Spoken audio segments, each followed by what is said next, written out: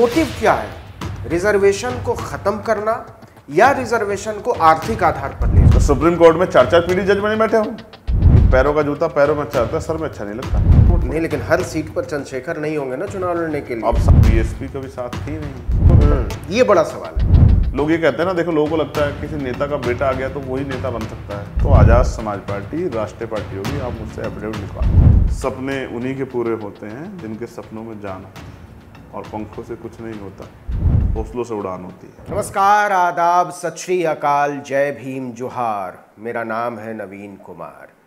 बिना किसी भूमिका के मैं आपको मिलवाता हूँ माननीय सांसद चंद्रशेखर से। नगीना से सांसद चुने गए, आज़ाद समाज पार्टी के प्रमुख हैं और पहले सांसद हैं, तो आपको बहुत बहुत बधाई पहले तो। धन्यवाद। और पहला सवाल ये कि आपके बहुत सारे नाम हो गए हैं, चंद्रशेखर आज़ाद, चंद्रशेखर रावण, केवल चंद्रशेखर, एडवोकेट चंद्रशेखर, कैसे पुकारा जाए आपको? आपके मैंने पार्लियामेंट में स्पीकर साहब को लिख के दिया कि भाई मेरा नाम यहाँ एडवोकेट चंद्रशेखर आज़ाद जो है उसको यूज किया जाए। तो एक दिन तो अध्यक्ष जी कंफ्यूज हो गए, वो किसी बीच में सवाल के साथ चर्चा में तो आइटम नंबर चंद्रशेखर आज़ाद कह दिया, तो फिर बाद में उस बात को वो करके फिर खुद कहा कि एडवोकेट चंद्रशेखर आज़ाद। तो क्योंकि मैंने वकालत की है तो वो एक डेजिग्नेशन है जो मुझे जो है मिली है मेरी एजुकेशन के आधार पर, तो मेरा नाम एडवोकेट चंद्रशेखर ही। आज़ाद में जोड़ता ही हूँ, रावण आप लोग जोड़ते हैं, मतलब मीडिया के लोग जोड़ते हैं, उसमें आप तो नहीं हैं मगर बहुत सारे लोग जोड़ते हैं, तो मैं उनसे कहता रहता हूँ कि भाई ठीक है। तो वो उनकी इच्छा है और मैं अपनी इच्छा पूरी करता हूँ। मेरे दिल में बहुत कुछ चल रहा है, मेरे दिमाग में बहुत कुछ चल रहा है, आंदोलन के रूप में बहुत कुछ चल रहा है, क्योंकि देश में बहुत कुछ घट रहा है। तो मेरा ध्यान नाम पे नहीं काम पे है। काम पर है। तो मैंने देखा बाहर बहुत भीड़ थी आपसे मिलने जुलने आने वालों की। आमतौर पर जहां आप ठहरे हुए हैं ये दिल्ली का वेस्टर्न कोर्ट है, जहां पहली बार चुनकर आने वाले सांसद ठहराए जाते हैं और बाद में धीरे धीरे उनको स्थायी आवास आवंटित किया जाता है पूरे 5 साल के लिए। तो ये मिलने जुलने के कार्यक्रम के बीच आप माननीय हो गए हैं। पहले आप एक एक्टिविस्ट थे, जुझारू योद्धा की तरह लोगों के बीच रहते थे। अब आपको बहुत सारा समय बंद कमरे में भी बिताना पड़ेगा। लोगों की उम्मीदें बढ़ी हैं, सवाल बढ़े हैं, बहुत सारी लड़ाइयाँ नई छिड़ गई हैं देश में। ये माननीय कहलाना कैसा लग रहा है? इसको एंजॉय कर रहे हैं? देखो, एंजॉय तो मैं संघर्ष को भी करता हूँ। मैंने जेल को एंजॉय किया, मैंने जेल से अलग जितने भी आंदोलन हैं सबको एंजॉय किया। आप देखो, जहाँ लोग जेल से उम्मीद करते हैं कि भाई वो जल्दी बाहर निकल जाए, मैं वहाँ खूब मैंने किताबें पढ़ी। मुझसे जेल अधीक्षक परेशान हो गए कि भाई इतनी किताबें क्यों पढ़ते हो। एक बार तो मेरे आज भी याद है, 2 अप्रैल 2018 का संघर्ष हुआ था, तो मैं उसके बाद भूख हड़ताल पे चला गया गांधीवादी तरीके से कि भाई देखो इसमें भी कुछ दम है या नहीं है। तो मैंने उनसे कहा सर मैं आपसे कुछ रिक्वेस्ट थी मेरी। उन्होंने कहा भाई बताइए। मैंने कहा मैं चाह रहा था आप मुझे एक पिक्चर दिखवा देते आज। तो बोले कौन सी? मैंने कहा the legend of Bhagat Singh. बोले कि अभी आप वो बिना पिक्चर देखे हम तो झेले नहीं झेल रहे हैं, अब आप कह रहे हैं कि इसे भूख हड़ताल के समय में आप पिक्चर देखना चाहते हैं, तो हम हाथ जोड़ते हैं, ऐसी कोई रिक्वेस्ट मत करो जो हम आपकी पूरी नहीं कर सकते। तो मैंने कहा ठीक है। तो ये तो सच है जो आपने सवाल किया कि बंद कमरे में समय बिताना पड़ेगा। देखो, मुझे पढ़ाई छोड़े काफ़ी समय हो गया है। मैं नॉर्मल किताबें पढ़ता हूँ, उसमें कुछ आखिरी किताब कौन सी पढ़ी थी? जेल के आधार पर या बाहर? कहीं भी, मतलब बाहर तो मैं आखिरी किताब तो नहीं कह सकता। मैं अभी जिसको पढ़ रहा हूँ वो किताब है पूर्व प्राइम मिनिस्टर चंद्रशेखर आज़ाद जी की, रहबरी करके उसका जो रहबरी के सवाल, उसको मैं पढ़ रहा हूँ। मैंने वो परसों ही लखनऊ से अपने एक साथी 2 वॉल्यूम में उनकी आत्मकथा। हाँ, मैं फर्स्ट वाले वॉल्यूम को मैं परसों लखनऊ गया था जी। मेरे एक मित्र हैं आलोक, मैंने उनकी लाइब्रेरी में वो देखी, क्योंकि उस करेक्टर को मैं बड़ा पसंद करता हूँ, जो अपने कमिटमेंट का बड़े पक्के थे। कुछ मिलता है उनका व्यक्तित्व आपसे। ठीक, वो अच्छी बात है, मिलता है, लेकिन वो बहुत सीनियर नेता थे। मैंने उनको सुना, मैंने उनकी पार्लियामेंट की बहुत सारी स्पीच सुनी, और जिस तरह से वो अपनी बात को रखते थे वो बड़ी शानदार थी। और जिस तरह से एक बार अटल बिहारी वाजपेयी जी की आलोचना मैंने सुनी, वो शब्द शायद जो है आज के नेता सुन भी नहीं सकते हैं, जिस तरह से उन्होंने आलोचना की। तो मैंने महसूस किया कि वो एक बड़े कद के नेता थे और प्राइम मिनिस्टर रहे हैं देश में। तो इसलिए मैं आजकल उनकी जो किताब है रहबरी के सवाल, उसको ज़रा पढ़ रहा था। उसमें कांग्रेस के भी वर्जन और तमाम पार्टियों के वर्जन उनके हैं, उन्होंने किस तरह क्या क्या घटा।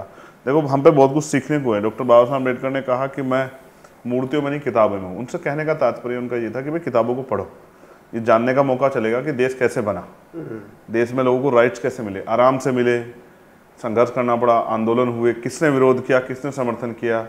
मंडल कमीशन को अगर आपको करना तो आप आंदोलन पढ़ोगे तो आप किसी का नाम ले। तो जैसे मैं आज ये देख रहा हूँ, आके मैंने देखा कि कुछ घटनाएं जो है बांग्लादेश की दिखाई गई कि भाई वहाँ दलित को पीट दिया। बाद में मैंने उसमें देखा ना, उसमें फैक्ट चेक में उसने कहा कि घटना जो है 2021 की कहीं और की, फिर एक आदमी को कोई पीट रहा। तो मुझे ऐसा लगा ना एक ट्रोल आर्मी है। ट्रोल आर्मी नहीं है, वो एक सोची समझी टीम है जो दलित समाज जो जिस तरह से तैयार हो रहा है, बहुजन समाज, पिछड़े वर्ग के लोग जिस तरह तैयार हो रहे हैं, वो देश को समझ रहे हैं क्या हो रहा है, उस पे उनके माइंड को, ब्रेन को वॉश करने के लिए और उनको एंटी मुस्लिम बनाने के लिए।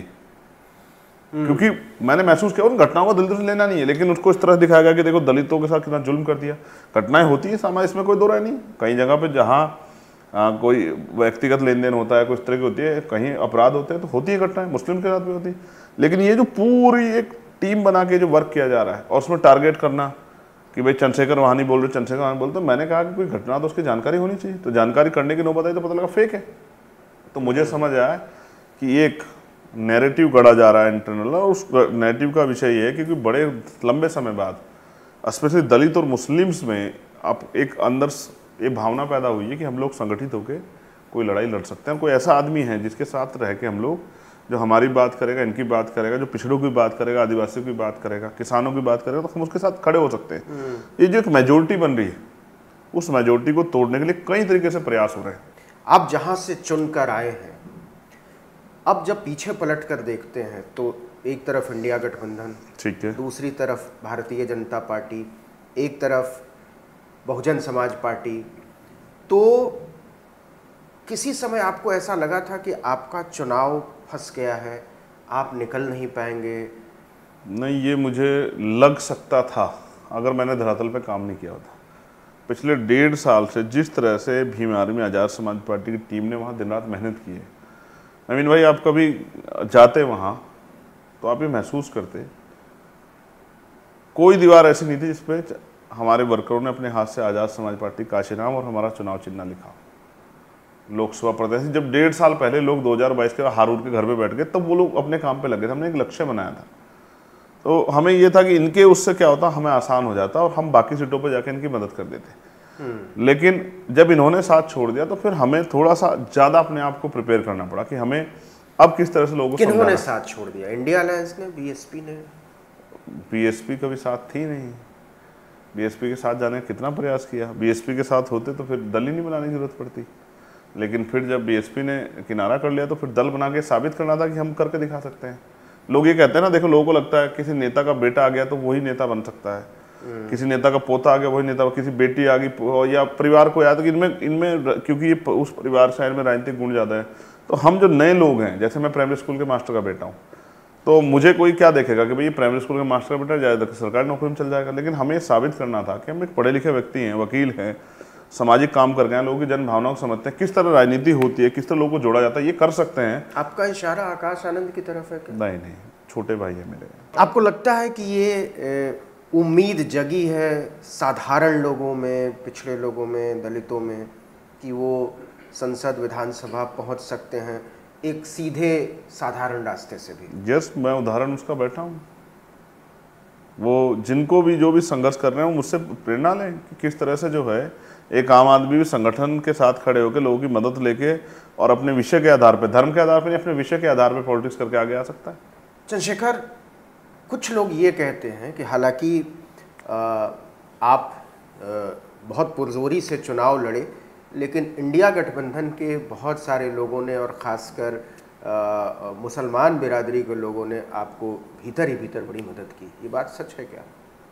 देखिए, जो पार्टी से हमारे जुड़े हुए हैं मुस्लिम साथी, और बदले में आपने भी उनको मदद की? नहीं, वो लोग, उन्होंने अपना दायित्व निभाया पार्टी के जिम्मेदारियों के साथ, और फिर शेड्यूल कास्ट पूरा हमारे साथ सिक्के बंद होकर खड़ा हुआ, सुई के नाके से निकला। गांव में शेड्यूल कास्ट के लोग रहते हैं, किसान जातियाँ रहती हैं, जब आपस में एक दूसरे, गांव की राजनीति अलग है, वो एक दूसरे को देखते हैं कि ये किधर जा रहे हैं। तो जब हमने गठजोड़ बनाया और हमने जनता के सामने रखी कि अगर आप भाजपा को हराना भी चाहते हैं तो आप ये देखो कौन हरा सकता है। तो जब लोगों ने गांव में देखा कि शेड्यूल कास्ट, किसान जातियाँ सब लोग इकट्ठे, मुस्लिम सब लोग इकट्ठे हैं, तो सब लोगों ने इस बात को और मजबूत कर लिया कि चंद्रशेखर जीत सकते हैं। हाँ कि हालांकि इंडिया अलायंस ने बहुत प्रयास किया कि हमें हराने के लिए एडी चोटी का जोड़ लगाया, लेकिन जनता हमारे साथ थी। और मैं फिर आपसे कह रहा हूँ, कोई ऐसी जाति नहीं जिसका वोट हमें वहाँ ना मिला। बड़े पैमाने पर दलित समाज का, मुस्लिम समाज का, जाट समाज का, गुजर समाज का, पाल, प्रजापति, सैनी, कश्यप, मौर्य, तमाम जातियाँ, वाल्मीकि समाज का बहुत वोट मिला। सवर्णों का नहीं मिला? नहीं मिला, त्यागियों का वोट मिला। अच्छा। बनिया समाज के लोगों का वोट मिला, चौहान समाज के लोगों का वोट मिला। जिन जातियों को जो है हम ये सोचते थे वोट नहीं, उन्होंने वोट किया। झूठ बोलना मेरी आदत नहीं कि मैं कह दूं नहीं। तो अब आप भी A to Z की पॉलिटिक्स करेंगे? देखो फिर मैं कह रहा हूँ, ये मेरा विषय है। जिन लोगों ने मुझे वोट दिया, कभी उनके सम्मान में कमी नहीं आएगी, कभी उनके मुद्दों की लड़ने की। जैसे हमारे एक चौहान साथी थे जिन्होंने मेरे साथ खूब मदद की, और उन्होंने मुझसे कहा कि साहब हमारे एक विषय है। हमने कहा आप छोड़ दो हमारे ऊपर, ये हमारा काम है, आपने हमें वोट की ताकत दी है तो हमारी जिम्मेदारी है, हमारा कर्तव्य है कि हम आपकी समस्या के लिए लड़ें। तो हम लड़ाई लड़ रहे हैं जनता के हितों की। जनता में जो भी शोषित पीड़ित है हम सबके साथ खड़े हैं।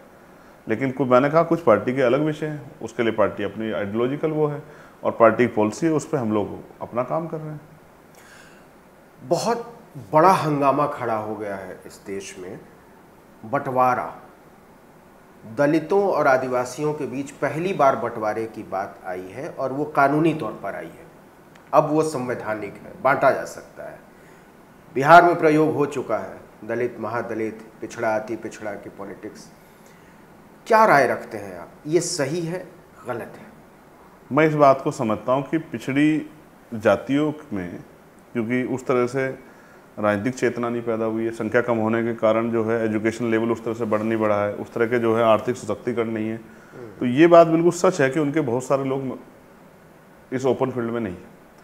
1.5 साल पहले हमने इस बात पीड़ा को समझा और हमने गोरखपुर में एक प्रेस कॉन्फ्रेंस की, और उस प्रेस कॉन्फ्रेंस में मैंने कहा, क्योंकि जब EWS लागू हो गया और हमारे नेताओं ने उसका बढ़ चढ़ के समर्थन किया, कोई ऐसी पार्टी नहीं थी, एक साथ मुस्लिम लीग के 3 मेंबर ऑफ पार्लियामेंट थे और वैसी साहब थे जिन्होंने उसका विरोध किया था। बाकी सभी पार्टियों ने उसका समर्थन किया कि भाई EWS लागू होना चाहिए। और EWS किन परिस्थितियों में लागू हुआ कि जब सरकार के पास कोई आंकड़े नहीं थे, तब उन्होंने 10% आर्थिक आधार पर आरक्षण स्वर्ण जाति के लोगों को दे दिया। तब स्टालिन की पार्टी ने भी विरोध किया। अच्छी बात। तब हमने तय किया कि जब अब आरक्षण की सीमा बढ़ाई जा रही है तो हमारे उन वर्गों को लाभ क्यों ना मिले जो लोग हाशिए पर रह गए, जिनको अवसर नहीं मिला।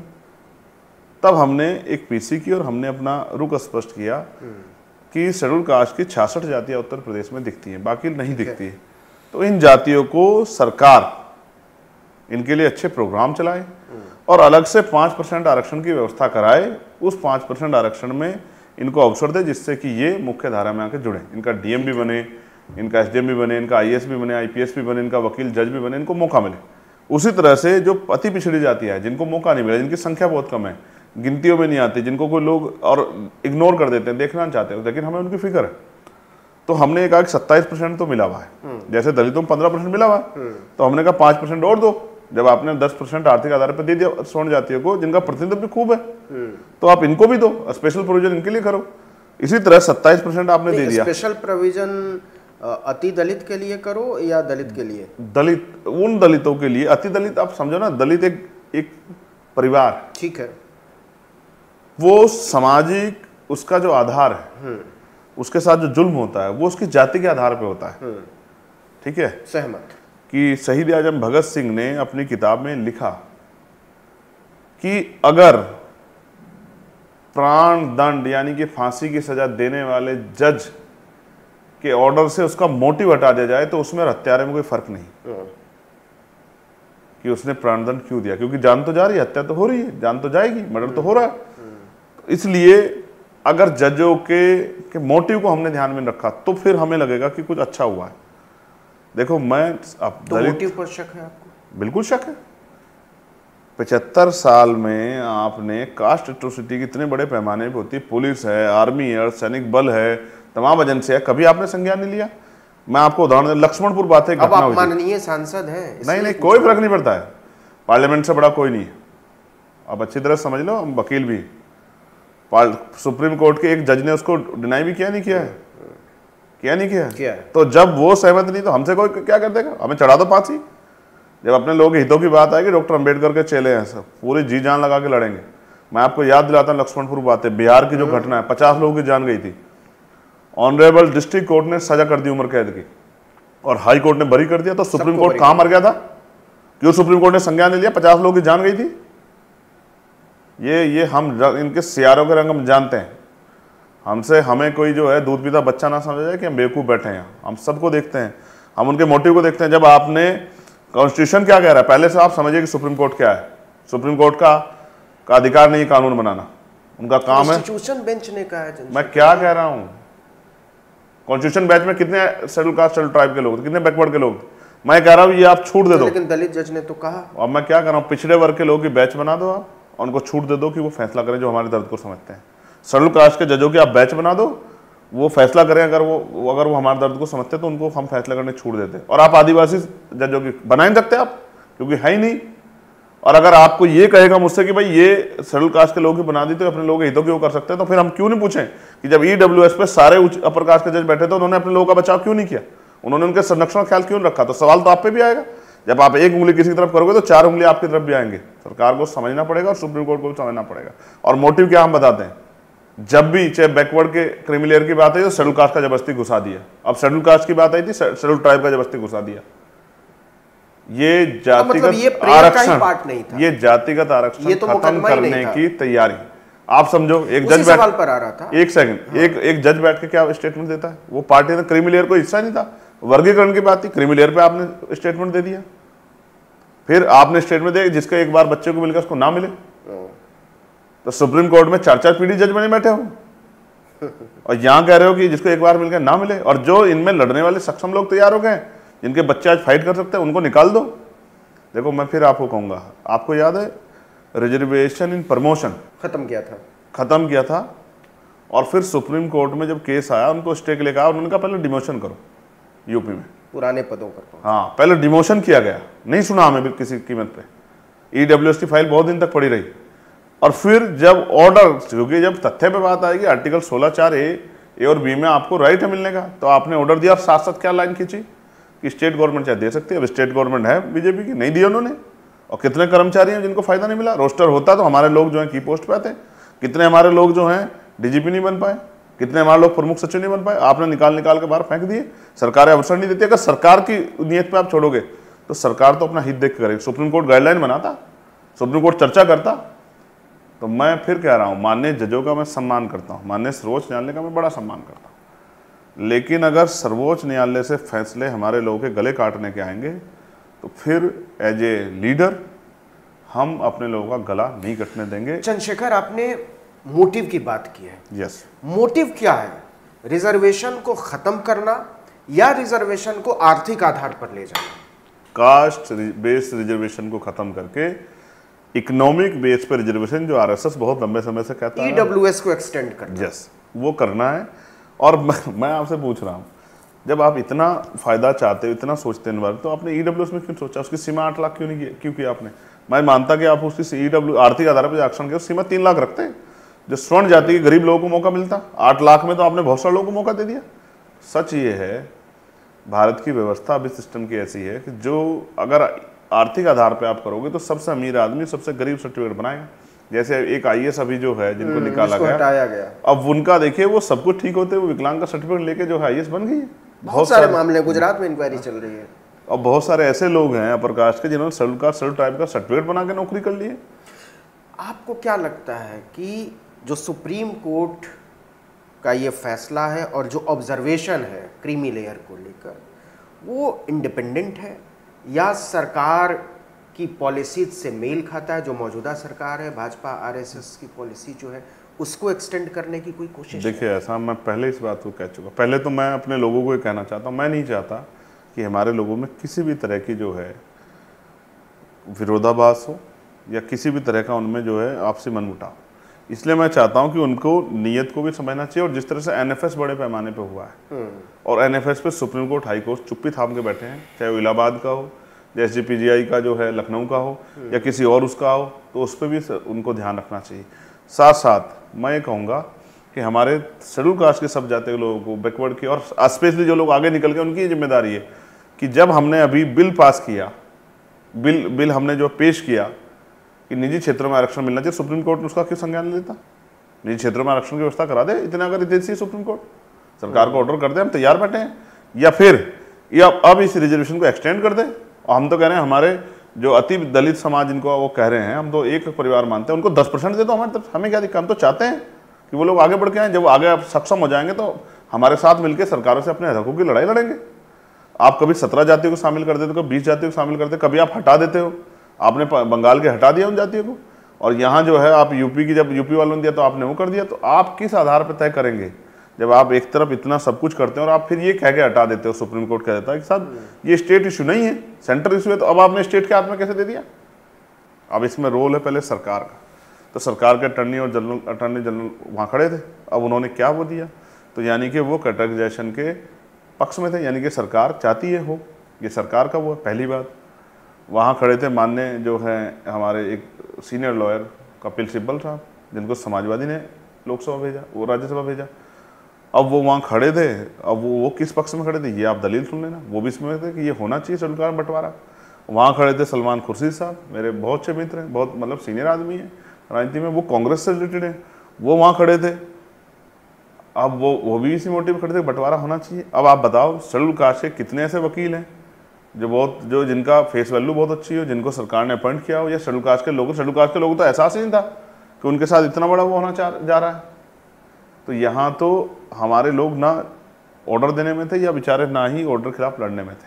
वो तो अपना रोटी रोजी किस तरह चला रहे हैं। जो लोग सक्षम हो रहे हैं सोच रहे हैं अपने बच्चों को आगे बढ़ा दें, और बाकी लोग तो मौज कर रहे हैं। मैं पूछना चाहता हूँ सुप्रीम कोर्ट ने बताएं कितने अरबपति शेड्यूल कास्ट के मैं तैयार हो गए, सर मुझे सुप्रीम कोर्ट ये आंकड़ा दे दे।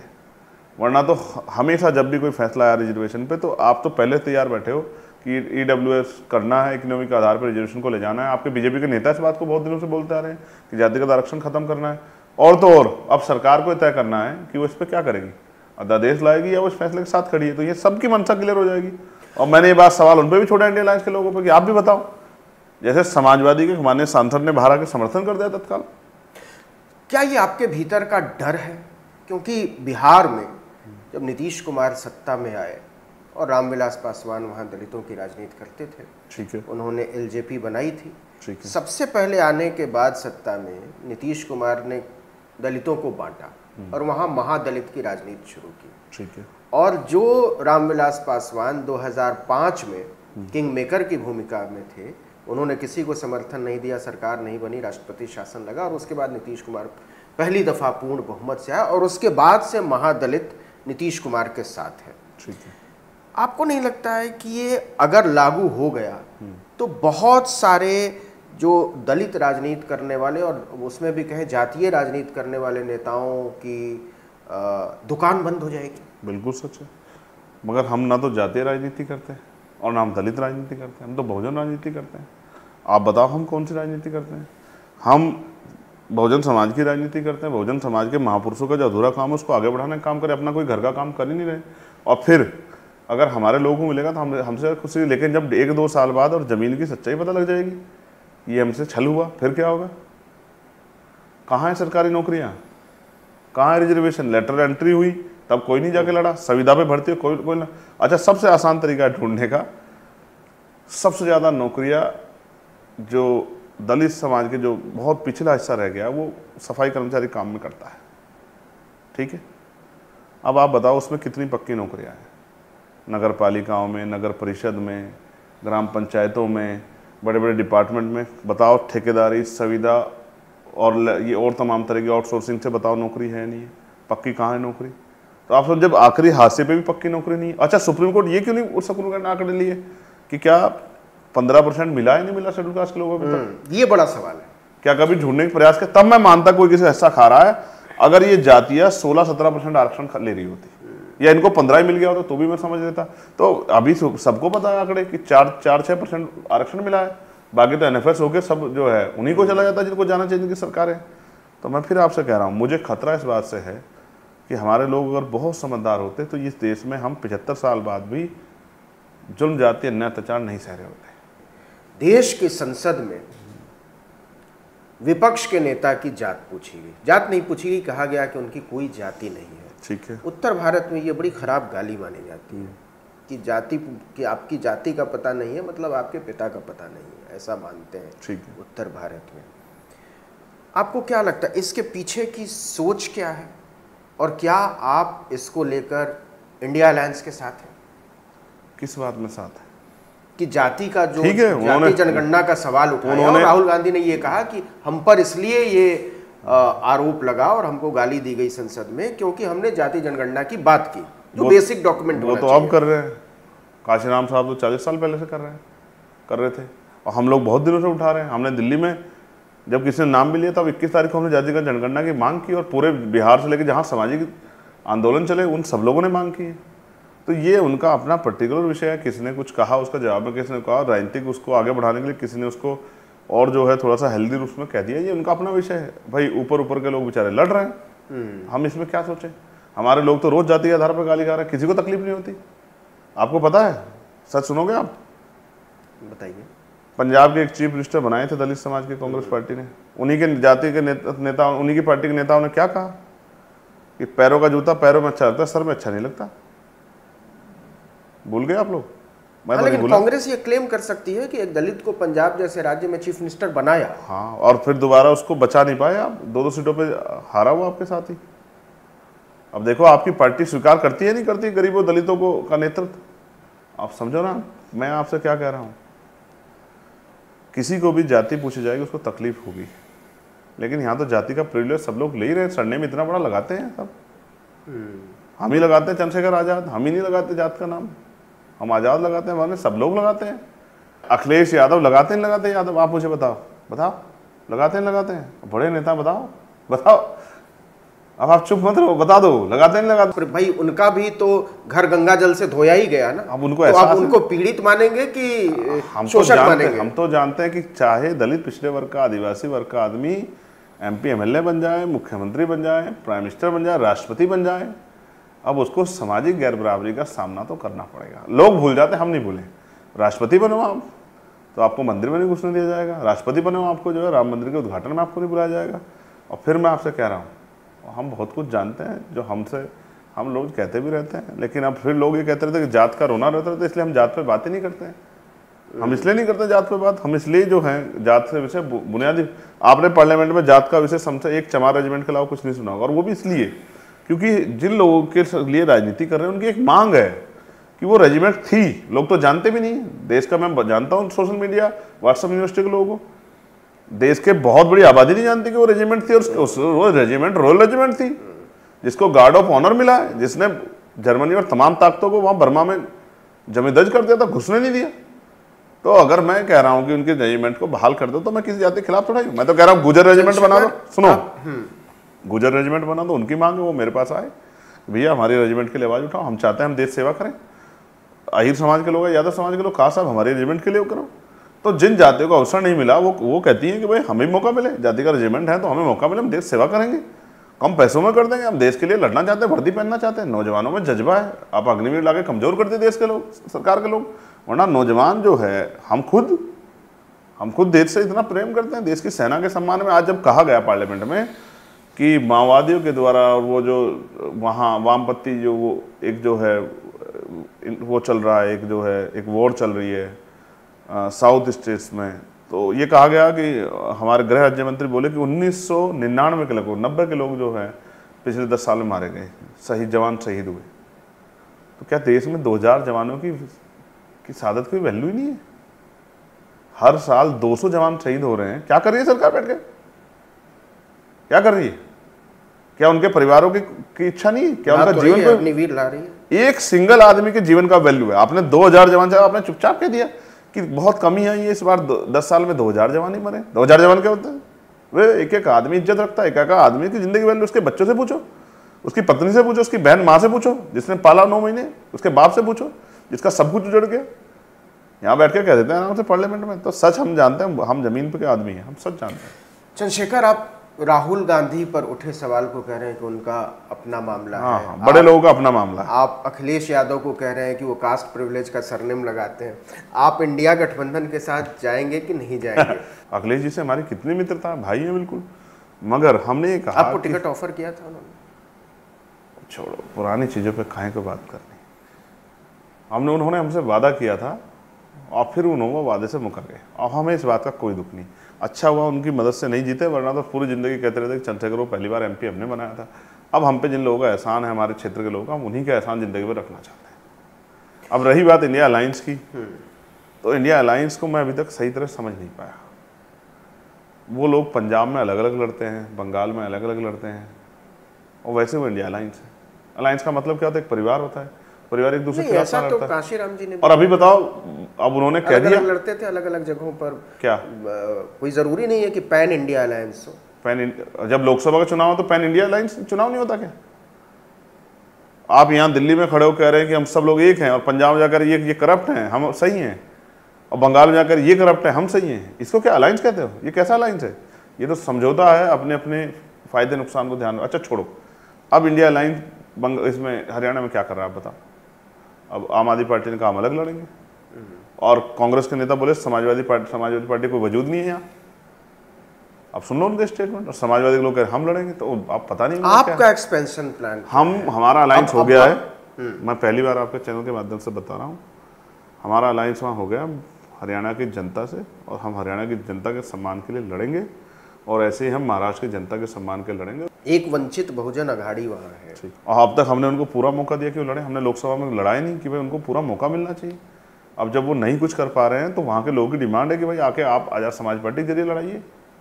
तो जो आरोप प्रकाश आंबेडकर पर लगता है, आप जानते भी होंगे, ठीक है, उनको भाजपा का एजेंट कहा जाने लगा है। कौन कहता है? लोग कहते हैं, ऐसे ही बहनजी के ऊपर लगाते हैं यहाँ लोग। किसी की जागीर है क्या? और जहाँ जहाँ हमारे यहाँ जैसे समाजवादी इंडिया अलायंस के लोगों ने हमारे 1 लाख वोट काट लिए, तो हम इनको आरोप लगा देंगे ये बी टीम है? कैसी बात करते हो?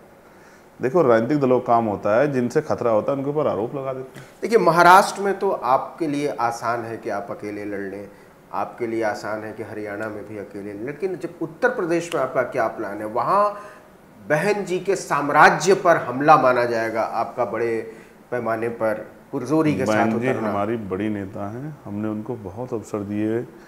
हम 2019 में नहीं थे, 2017 में नहीं थे, 2012 में नहीं थे, 2014 में नहीं थे, और समाज का मनोबल गिर गया है क्योंकि वो राजनीतिक रूप से सफल नहीं हो पा रहे। इस बार भी हमने 78 सीटों पे उनको पूरा मौका दिया, रिजल्ट क्या आया? 0। हम लोग 2 सीटों पे लड़े। अब समाज देख रहा है कि जो लोग 2 सीटों पे लड़ रहे हैं वो 1 जीत जा रहे हैं, और जो लोग 80 पे लड़ रहे हैं वो 80 हार जा रहे हैं। तो अब आप समझो, नेता आदमी घर से नहीं होता, समाज से होता है। जब समाज हमारे साथ खड़ा है और समाज हमसे कह रहा है कि आप लड़ाओ। अब हम गए उपचुनाव में, अब देखे हम सारे नेताओं ने छुट्टी रखी 5 दिन, क्योंकि सुबह 10 बजे से लेके और रात को 12-1 बज जाते हैं। यहाँ आप देख रहे हैं कितनी भीड़ है, अभी आपके सामने ही है। हमें पता है कि हम किसी MP MLA बनने के लिए नहीं लड़ रहे हैं। अपने बहुजन समाज के लोगों में ये सामर्थ्य है जो उनका कमज़ोर पड़ गया है, जो उनमें था, उनको जगाने के लिए, उनको तैयार करने के लिए लड़ रहे हैं। क्योंकि इस देश में जो कोई भी बदलाव हो सकता है वो सत्ता के जरिए, और सत्ता संघर्ष से मिलेगी। संघर्ष समाज सब लोग मिलकर करेंगे तभी कुछ बनेगा। तो उस समाज को जगाने के लिए हम लोग निकले हैं, और अपना काम जिम्मेदार से कर रहे हैं, और भाईचारा बना रहे हैं बहुजन समाज में। आप कह रहे हैं भाईचारा बना रहे हैं, बहन जी कहती हैं आप भाईचारा तोड़ रहे हैं, किसको लोग मानेंगे? नहीं, हमसे नहीं कहती, आपसे कहती होंगी। हमसे तो नहीं कहा कभी भाईचारा तोड़ रहे हैं।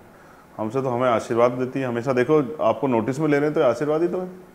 तो ये बड़ा अच्छा पारिवारिक युद्ध है कि आप उत्तर प्रदेश में अपने अस्तित्व और बढ़ोतरी के लिए लड़ रहे हैं। बहन जी कह रही हैं कि असली वाले हम हैं, अम्बेडकर। अपने नहीं, मतलब आज़ाद समाज। अपने का उदाहरण बताता हूँ। अपने की अगर इच्छा होती तो बहुत सारे लोग बिना मेंबर ऑफ पार्लियामेंट बने मिनिस्टर बन गए। हम वजूद रखते हैं उत्तर प्रदेश में भी और देश में भी। अब मिनिस्टर बनना होता, कोई सुख सुविधा चाहिए होती तो बहुत दिन पहले जो है पार्टी वार्टी भी नहीं बनाते। दल इसलिए बना, विचारधारा जिंदा रहे, महापुरुषों का सपना ना रुके, ठीक है। और अगर अपने लिए कोई चाहत होती तो बहुत सारे ऊपर थे मंत्री बनने के, सबको लात मार दी। इसलिए लात मारी क्योंकि महापुरुषों का सपना आगे बढ़ाना है और समाज के लिए लड़ रहे हैं। मेरा अपना क्या है? मैं तो चर्चल गोली खा के बैठा हूँ, इतने मुकदमे मेरे ऊपर।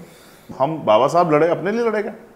काशीराम साहब अपने लिए लड़ेगा, हम सब लोग जो मिशन महापुरुषों के मिशन को आगे बढ़ाने का काम करें, अपने लिए क्या लड़ रहे हैं? मैं रात को 2-2 बजे तक यहाँ किसके लिए जाग रहा हूँ? अपने लिए। तो अब ये बताइए कि यूपी के चुनाव में मान्यवर काशीराम की बड़ी तस्वीर आपके स्टेज पर होगी कि बीएसपी के स्टेज पर होगी? हम तस्वीरों की राजनीति करते ही नहीं, लेकिन टकराव तो होगा, आप राजनीति करें या कभी ना करें, भी नहीं हो सकता है, कभी भी नहीं। हम नहीं टकराएंगे ना, ताली एक हाथ से नहीं बजती, दोनों हाथ से बजती। वो कुछ भी गाली देते रहे हमें, कितना बुरा भला कहते रहे, हमें कोई जरूरत ही नहीं है उनको वो करने। हमने सभी कार्यकर्ताओं से कहा लेकिन वो भी हमारे उतना ही है ना चंद्रशेखर जी, आप समझो ना, वो कंफ्यूज नहीं होगा। अब उनका तो गिर रहा है, हमारा तो बढ़ रहा है। लोग विचार को वोट देते हैं, पॉलिसी को वोट देते हैं। अब हर सीट पे मोदी जी थोड़े लड़ते हैं, लेकिन लोगों की जो भावना जुड़ती है वो विचारधारा जुड़ती है। दुनिया में एक सिद्धांत है कि व्यक्ति राज नहीं करता, विचार राज करता है। जो अपने विचार से ज़्यादा लोगों को जोड़ लेता है वही लोग सत्ता में, क्योंकि संख्या आधारित है। तो हम उस विचारधारा को लेके जा रहे हैं। अभी जब हम जमीन पर उतरेंगे आप देख लेना समाज किधर खड़ा है। चंद्रशेखर, कोई भी पार्टी को आइडियोलॉग्स बड़ा बनाते हैं, उनके आसपास चिंतकों की फौज होती है। कोई भी अगर पार्टी बड़ी बनी है तो विचारधारात्मक तौर पर मजबूत लोग सहमत उसके साथ जुड़ते हैं। आपकी पार्टी के साथ आने वाले दिनों में कौन कौन लोग जुड़ेंगे, कुछ तस्वीर साफ कर सकते हैं? ये तो मेरे पास नहीं है ना, तो मैं कोई वो हूँ भविष्य बताने वाला, और ना ही मैं जो भविष्यवाणियाँ करता हूँ। मैं अपना काम कर रहा हूँ। मैंने बाहर भीड़ देखी। आजाद समाज पार्टी का एक प्लेटफार्म है, बहुजन हिताय बहुजन सुखाय के सिद्धांत है। सवाल पूछ रहा था कि जो बाहर बहुत सारे लोग मिलने आते हैं, तो वो उनमें से बहुत सारे लोगों को ये उम्मीद रहती होगी कि अब आप टिकट देंगे और वो चुनाव लड़ेंगे। हम टिकट देते नहीं, हमारे यहाँ कमेटी है टिकट देने के लिए। हमारे यहाँ हरियाणा के में टिकट की जो है वर्किंग में प्रोसेस चल रहा है। मैं आपको फिर कह रहा हूँ, आज़ाद समाज पार्टी में डेमोक्रेसी है। इसका उदाहरण मैं आपको बताता हूँ। हमारा रुख इस पर बिल्कुल स्पष्ट था कि हम सरकार के द्वारा या सुप्रीम कोर्ट के द्वारा जो षड्यंत्र किया जाए, जो भावी खतरा महसूस हो रहा, हमने उस पर अपना स्टैंड दिया कि हम उसके अगेंस्ट हैं। लेकिन हमारी पार्टी के सीनियर लीडर हैं हिमांशु वाल्मीकि जी, उन्होंने कहा कि भाई हम वर्गीकरण का समर्थन करते हैं। इससे ज़्यादा डेमोक्रेसी क्या होगी पार्टी में? हम डेमोक्रेटिक लोग हैं, डेमोक्रेसी को मानते हैं, संविधानवादी लोग हैं और बहुमत के आधार पर फैसले लेते हैं और चर्चा करते हैं। आप मानते हैं कि बहन मायावती ने भाजपा को फायदा पहुंचाया है? नहीं, बहन जी की ढलान और भाजपा का उभार उत्तर प्रदेश में एक साथ होता है। अब आप इस बात को समझो, ये फैसला इस बार समाज का है, किसी नेता का नहीं है। ये चुनाव इस बार इस चुनाव के नहीं, इसके पहले वाले चुनाव, ये इसके पहले वाले नहीं, चुनाव, ये चुनाव देश की जनता ने लड़ा है, किसी विपक्ष और पार्टी नहीं लड़ा है। और जनता ने जनमत के आधार पर वोट दिया है। भाजपा के जो हवाई दावे थे, भाजपा के नेताओं ने जो कहा संविधान खत्म कर देंगे, भाजपा के नेताओं ने कहा हम इसको हिंदू राष्ट्र बना देंगे, भाजपा के नेताओं ने जो बड़बोलापन किया। अब मैं पूछ रहा हूँ आपसे, भाजपा को वोट परसेंटेज लगातार गिरता चला गया है, उसको कैसे खारिज करेंगे? 22% से 9% को आप कैसे डिफाइन करेंगे? किसी का ढलान और उभार उसके काम के आधार पर होता है। ऐसे तो 2014 में 0 सीट आई, 2019 में 10 सीटें आ गई, ऐसे कैसे कह दोगे आप? और मैं फिर कह रहा हूँ, आप मुझसे उम्मीद करोगे मैं बहन जी को बुरा भला कहूँ, ये तो संभव है ही नहीं। मैं क्यों कहूँ? मैं तो कांग्रेस के लोगों को बुरा भला नहीं कह रहा हूँ। जिनके राज में राजस्थान में इतना नुकसान हुआ हमारे लोग मारे गए, मैं उनको बुरा भला नहीं कह रहा हूँ। सबसे ज़्यादा नुकसान हमें हमारे कर्मचारियों को समाजवादी सरकार में, मैं उनको बुरा भला नहीं कह रहा हूँ।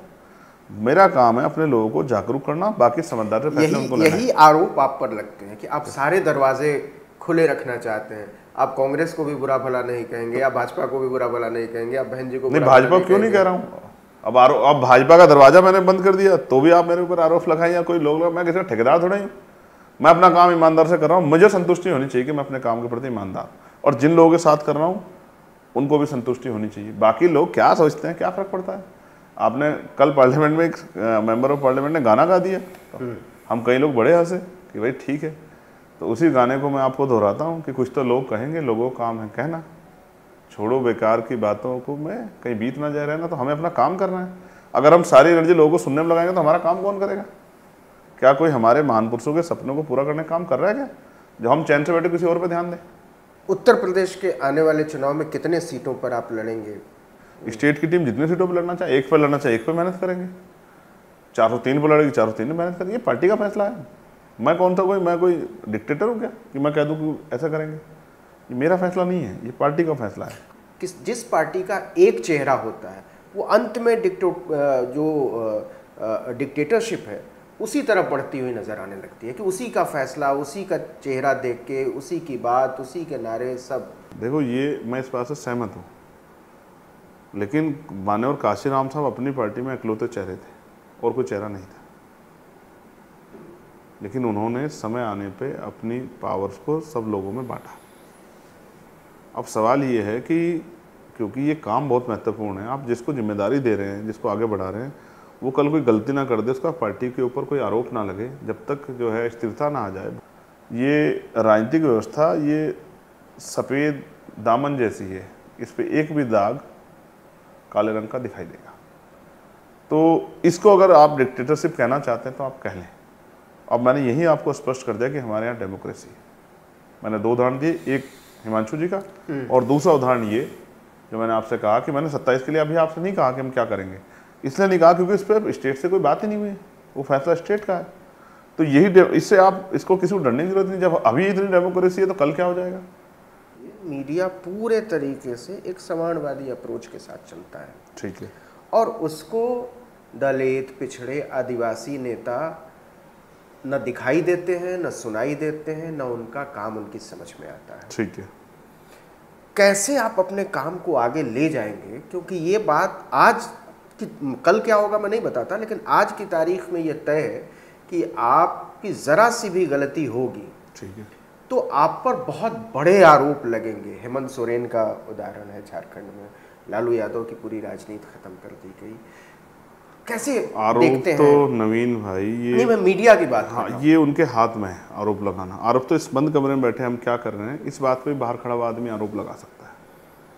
आरोप तो लग सकते हैं, लेकिन आरोप के पीछे सच्चाई भी होनी जरूरी है। और मैं किसी चीज़ को काउंटर नहीं करना चाहता, जनता के सब सामने है। तो और भी हम कई माध्यम से प्रयास कर रहे हैं, कुछ ऐसे लोग जो आर्थिक रूप से सक्षम हो और वो हमें, चाहे वो कोई पत्रिका निकाल के, चाहे वो कोई पेपर निकाल के, हमने सारी प्रिपरेशन की है। जैसे योग्य व्यक्ति और उससे संबंधित व्यक्ति मिल जाएगा, तत्काल हम लोग उसको स्टार्ट कर देंगे। हमने पूरा रोड मैप बनाया हर चीज़ के लिए। अब तो हम बढ़ाएंगे ही, चाहे हमें अपनी सैलरी से उधर पैसा खर्च करना पड़े, हम किसी भी कीमत पे इस काम को रुकने देंगे। जिस जिस अपने बलबूते मूवमेंट चलाने के लिए जिस जिस चीज़ की जरूरत पड़ेगी, चाहे वो मीडिया हो, चाहे वो ऑफिस हो या कोई और चीज़ हो, उन सब की व्यवस्था हम लोग, चाहे वो छोटी हो लेकिन करेंगे जरूर। हम किसी के ऊपर निर्भर नहीं रहेंगे कि हमारे पास कोई अपने हिसाब से जो है हमारी बात को कह दे। हम अपनी, चाहे पार्लियामेंट की सब चीज़ों का हम संग्रह करेंगे और उसको जो हमने कहा और जो हम सोचते हैं उसी को हम अपने जो है प्रिंट मीडिया के जरिए छपवा के, चाहे वो मैंने आपको कहा अखबार के रूप में हो, चाहे साप्ताहिक हो, चाहे पाक्षिक हो या मंथली हो या पत्रिका हो, उसके जरिए हम लोगों तक पहुंचाएंगे। चाहे हमें पंपलेट बनाने पड़े, सब चीज़ों के लिए हम लोग प्रिपेयर हैं। एक आखिरी सवाल, 5 साल में आप अपने आप को और अपनी पार्टी को भारतीय राजनीति में कहाँ देखते हैं? अगर 5 साल में मेंबर ऑफ पार्लियामेंट रहा, एक बात, 5 साल अगर मैं जीवित रहा, दूसरी बात, और 5 साल इस देश में डेमोक्रेसी रही, तीसरी बात, तो आज़ाद समाज पार्टी राष्ट्रीय पार्टी होगी। आप मुझसे एफिडेविट लिखवा लो। और भारत की राजनीति में उसका इतना वजन होगा कि वो जिसको चाहेगी वो प्राइम मिनिस्टर बना देगी। कहते हैं कि सपने देखो तो सपने सच भी होते हैं, लेकिन चंद्रशेखर एक बहुत बड़ा सपना देख रहे हैं, और अब आज की तारीख में तो ये असंभव जैसा ही लगता है। लेकिन असंभव सपने भी संभव होते हैं अगर उनको सच करने का दमखम हो, वो कन्विक्शन हो, वो सोच हो, समझ हो, और साथ जुड़ने वाले लोग हों। तो चंद्रशेखर, आपको बहुत बहुत शुभकामनाएं आने वाले दिनों के लिए, और इस विश्वास के साथ कि आप जिस राजनीति को लेकर चले हैं, आपकी भाषा, आपकी सोच, आपकी समझ, उसी के साथ आगे चलेंगे और समझौता परस्ती में अपनी राजनीति को कहीं किनारे नहीं समझौते तो यहाँ बहुत सारे दल करते हैं, हम लोग अंदर ही बैठते हैं। बाहर ऐसा व्यवहार करते हैं जैसे एक दूसरे के गले काट देंगे, अंदर ऐसे भाइयों की तरह मिलते हैं सब लोग एक दूसरे से। कहीं कहीं तो वो दल जो एक दूसरे के घुर विरोधी हैं, वो एक नए लोगों को रोकने के लिए कहीं ना कहीं जगह एकजुट भी हो जाते हैं। मैं बहुत कुछ देख चुका हूँ और बहुत कुछ देख रहा हूँ। मगर मैं आपसे ये कहूँगा, सपने उन्हीं के पूरे होते हैं जिनके सपनों में जान होती है, और पंखों से कुछ नहीं होता, हौसलों से उड़ान होती है। हमने जान दांव पे लगाई है 3 बार, 3 बार मौत को बड़े करीब से देखा है। मैंने कहा ना कि 10 साल जिया, तो वो करके दिखाने की इच्छा मेरे मन में है, जिससे देश में खुशहाली आएगी, लोग चेहरों पे हंसी आएगी, गरीब को भी इज्जत सम्मान की ज़िंदगी मिलेगी। तो एहसास होता है कि गरीबों की ज़िंदगी में कुछ रखा नहीं है, सब कुछ यहाँ जो बना है वो सब अमीरों के लिए है। इस अमीरों के लिए बने हुए तंत्र में गरीबों का भी हिस्सा हो, इसीलिए संघर्ष कर रहे हैं। एक सवाल बीच में रह गया था, आपने कहा था कि जेल में आप गांधीवादी तरीके से भूख हड़ताल पर बैठे थे। जो आपका वोट बैंक है, जो आपके साथी और समर्थक हैं, उनमें इस बात को लेकर बहुत नाराज़गी हो, क्योंकि गांधी और अंबेडकर साहब के टकराव को बहुत भुनाया जाता है। देखिए, गांधी जी का मैं सम्मान करता हूँ, उन्होंने अपने तरीके से जो करना चाहते थे किया। बाबा साहब अंबेडकर हमारे लिए आदर्श हैं, उन्होंने जो, उनके लिए शब्द नहीं है मेरे पास, उन्होंने जो किया वो किया। क्योंकि अब इस देश में जो आइडियोलॉजिकल जो सत्ता है वो आइडियोलॉजिकल गांधी के अगेंस्ट है। तो जब मैं उसको देखता हूँ तो मुझे एहसास होता है कि अब गांधी के मूल्यों का कोई मतलब नहीं बचा है देश में। अब तो लोग गांधी जी को पूजते हैं और गांधी जी के हत्यारों को पूजते हैं। तो मेरा आपसे कहना ये है कि उन्होंने जो किया उसके आधार पर उनका सम्मान मेरे दिल में है और हमेशा रहेगा। लेकिन राजनीति अब हम लोग कर रहे हैं तो हम राजनीति मुद्दों आधारित कर रहे हैं, और मैं अपने लोगों को भी समझाऊंगा, किसी को जो उस समय के परिस्थिति थी उस आधार पर उन्होंने फैसले लिए, लेकिन वो एक दूसरे के पीछे लट लेके नहीं घूम रहे थे। वैचारिक लड़ाई थी, वैचारिक लड़ाई उन्होंने लड़ी है। ऐसा नहीं कि कभी वो एक दूसरे के पीछे जो है को बुरा भला पकड़े हो। बाबा साहब अम्बेडकर ने अपने विचार रखे उनके प्रति, और कई हद तक जो है हम बाबा साहब अम्बेडकर के बहुत सारे विचारों से असहमति नहीं जाहिर कर सकते हैं अलग तौर पे, और हम तो उनके सभी विचारों के समर्थक हैं। तो फिर मैं आपसे कहूँगा, समय परिस्थितियों के हिसाब से आज देखिए, जो बात काशीराम साहब कहते हैं आज वही, तब कांग्रेस के लोग तब मजाक बनाए, अभी इंडिया लाइन के सब लोग वही बात बोले, संविधान बचाओ, दलित पिछड़ों को हिस्सेदारी दो, इनको ये नहीं मिल रहा, उनको वो नहीं मिल रहा। तो इसका मतलब क्या माना जाए? आर्टिकल 19 से बातचीत करने के लिए आपका बहुत बहुत शुक्रिया। देश में आर्टिकल 19 के राइट्स जो हैं लोगों तक को मिलते रहें, इसीलिए संघर्ष कर रहे हैं।